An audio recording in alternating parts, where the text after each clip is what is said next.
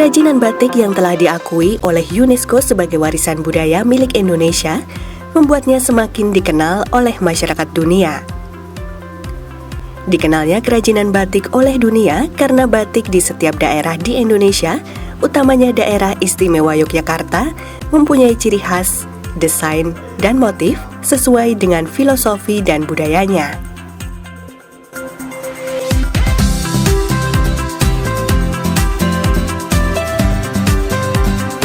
Berlatar belakang dari itulah, maka daerah istimewa Yogyakarta, dalam hal ini Kabupaten Kulon Progo, berusaha untuk mengembangkannya, mulai dari desain, bahan baku, tata warna, dan motifnya sesuai dengan kearifan lokal.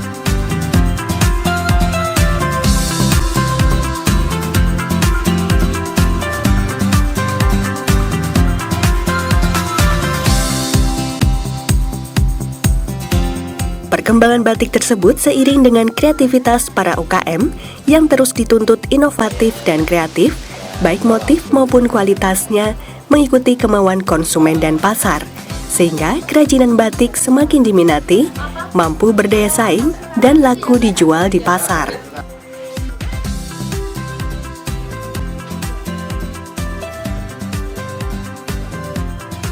Jadi di Kabupaten Kulon Progo ini ada yang namanya Kecamatan Lendah, di mana di Kecamatan Lendah itu memang menjadi sentra batik di Kulon Progo. Di sini banyak pembatik-pembatik, pengrajin batik yang batik ini pada 2014 itu sudah menggeliat kembali. Yang awalnya tadinya pembatiknya ini lemah gitu ya pemberdayaannya. Kemudian dengan diinisiasi gagasan Pak Bupati adanya inovasi geblek renteng, kemudian yang tadinya hanya per tahun itu hanya sekitar 2000 yard omsetnya, kemudian sampai sekarang ini sudah mencapai sekitar 40.000 yard.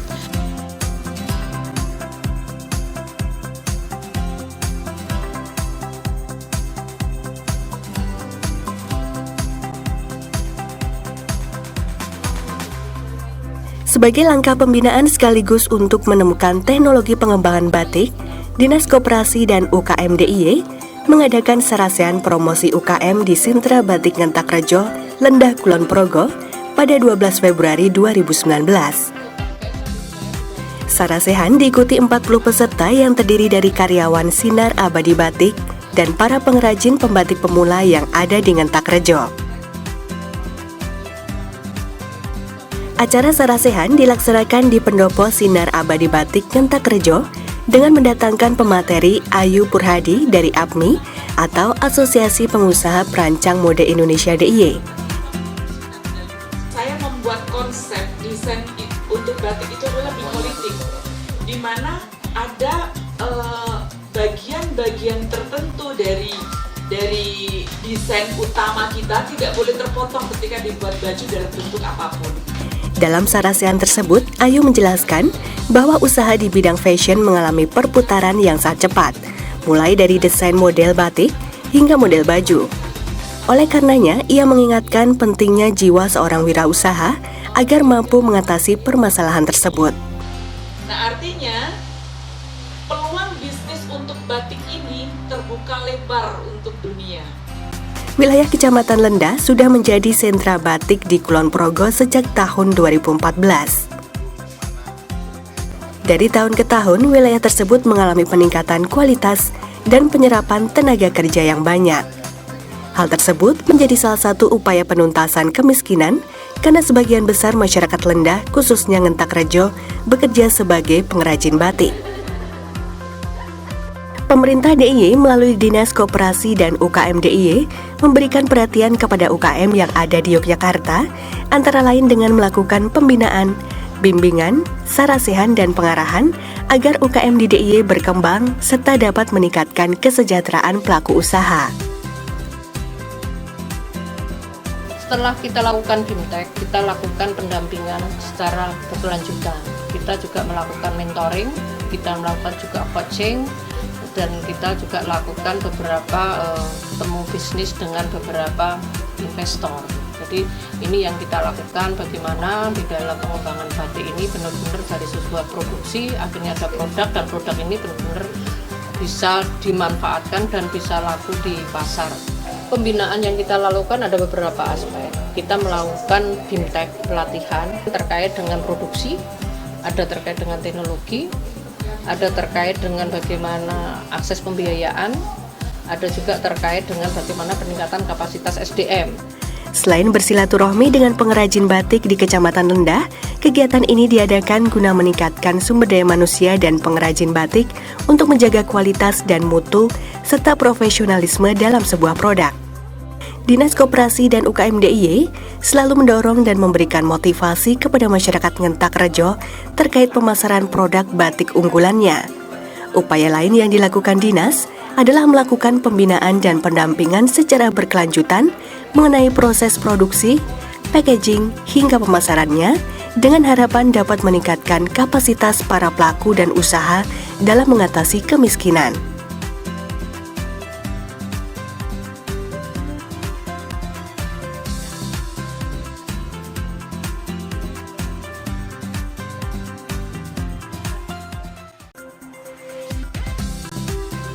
Di Kabupaten Kulon Progo, daerah yang menjadi sentra kerajinan batik berada di Dusun Sembungan, Desa Gulurejo, dan Desa Ngentak Rejo, Kecamatan Lendah. Letak Ngentak Rejo yang menjadi sentra batik di Lendah berada tidak jauh dari Sungai Progo atau sekitar 30 km arah barat daya kota Yogyakarta. Letaknya tak jauh dari pusat kota Yogyakarta. Akses jalan menuju ke lokasi pun mudah dijangkau.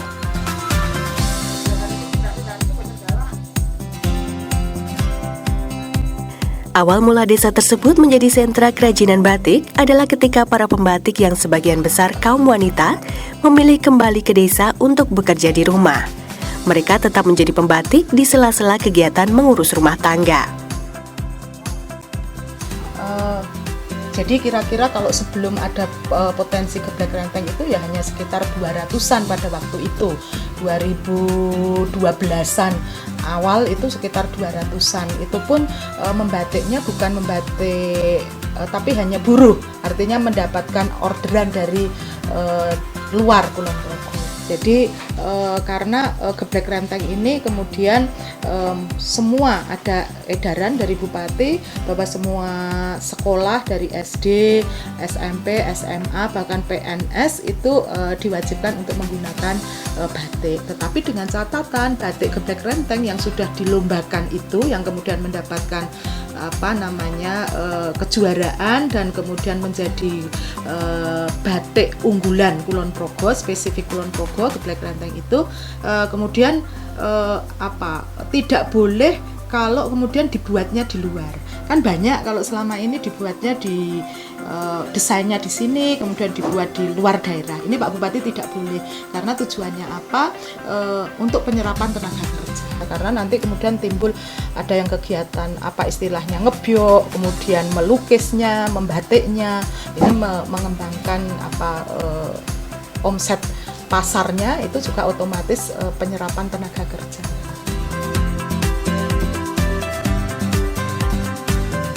Salah satu gerai batik Sinar Abadi Batik yang berada di Ngentak Rejo, Lendah, Kulon Progo adalah salah satu dari sekian usaha kecil menengah di DIY yang ikut menjaga dan melestarikan warisan budaya Indonesia.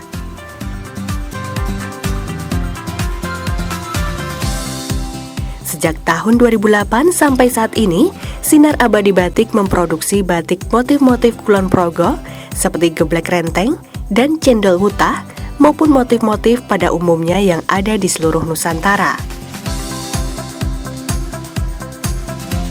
Kami merupakan salah satu pengrajin ataupun perusahaan batik di Kulon Progo yang berdiri pada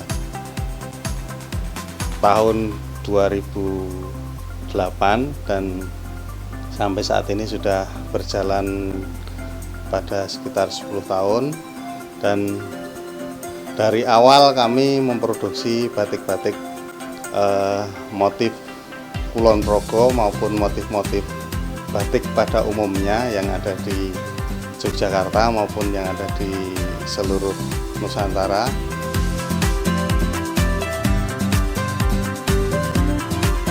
Berbagai motif diproduksi oleh Sinar Abadi Batik Ngentak Rejo, Lendah, Kulon Progo.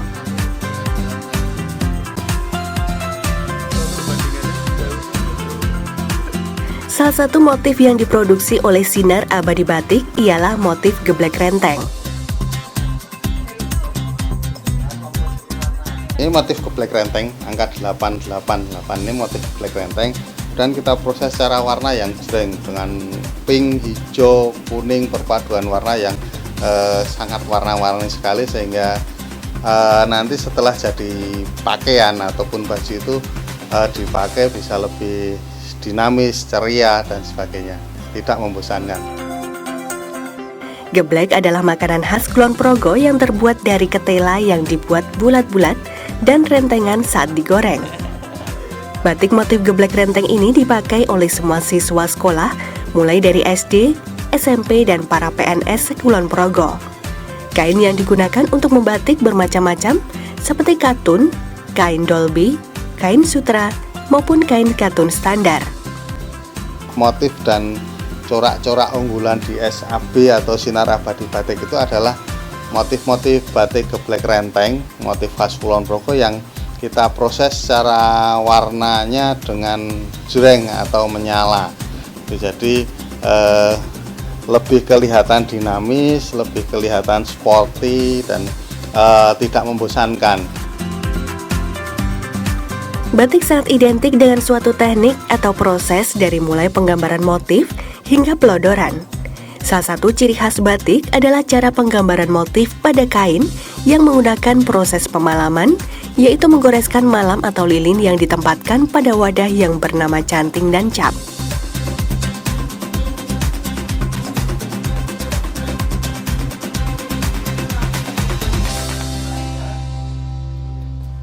Kapasitas produksi kami per bulannya sekitar 700 sampai 900 lembar kain batik ya.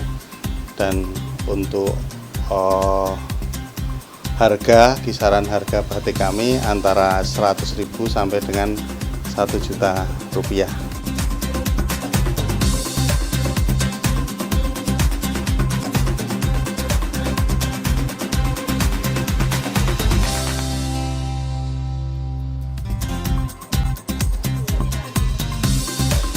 Tahapan membatik itu secara garis besar itu sebenarnya ada 4. Yang pertama itu nyorek atau pola, itu dari kain putih atau kain mori itu kita sket atau kita pola dengan pensil, yang itu nanti akan dibatik dengan canting.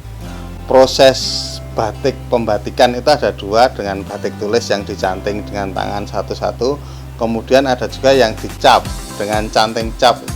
Itu yang bentuk cantingnya lebih besar, dan secara kapasitas produksi yang untuk bisa mengejar kapasitas banyak dan cepat adalah batik cap.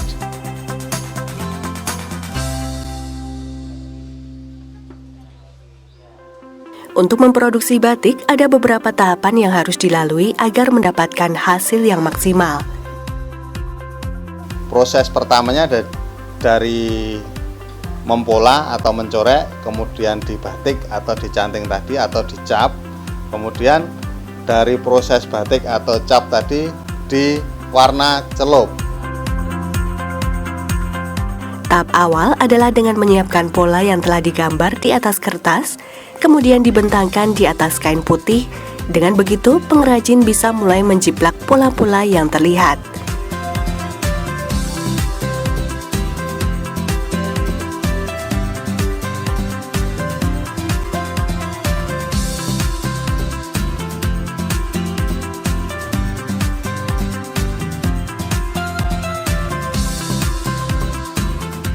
Setelah itu, kain yang telah berpola diberikan kepada pembatik.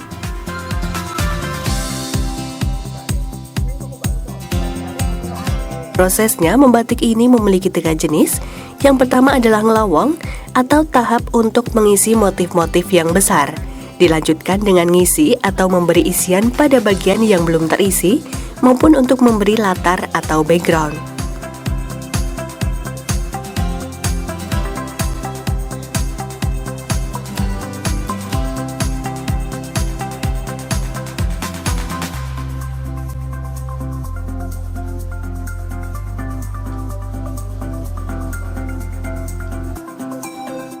Tahapan selanjutnya adalah nembok. Tahap ini merupakan bagian dari pewarnaan.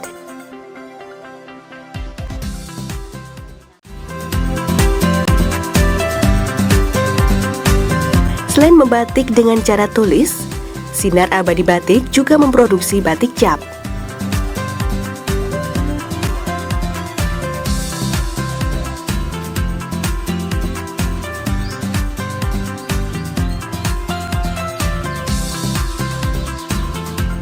Jadi proses pembatikan tak hanya dilakukan dengan canting saja, namun juga menggunakan cap.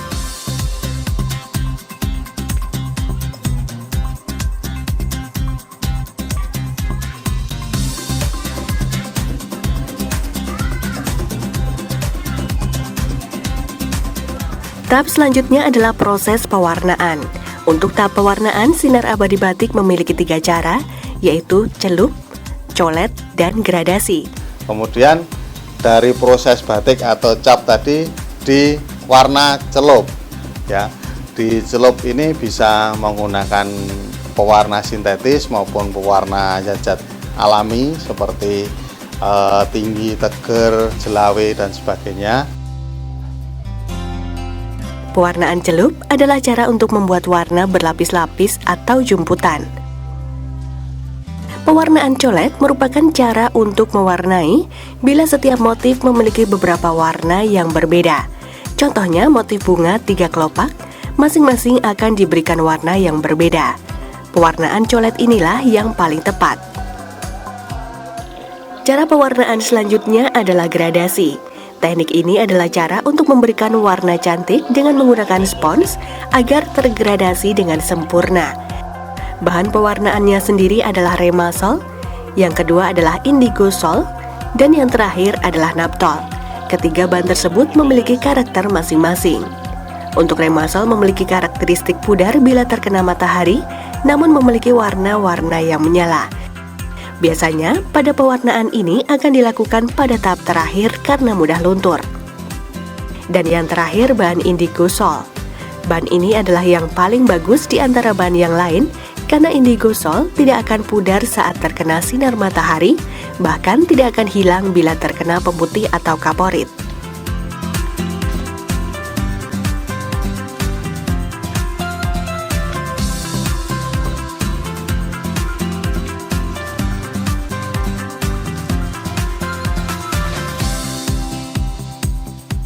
Kemudian setelah diwarna sekali, dibiok ataupun direbus atau dilorot ya. Itu untuk menghilangkan lilin, untuk menghilangkan malam tadi yang dibatik tadi, dihilangkan dengan direbus di air mendidih selama ya sampai hilang saja. Artinya beberapa menit, asalkan malamnya sudah hilang sesuai yang kita kehendaki, sudah selesai. Setelah pewarnaan akan masuk ke dalam tahap biok atau plot.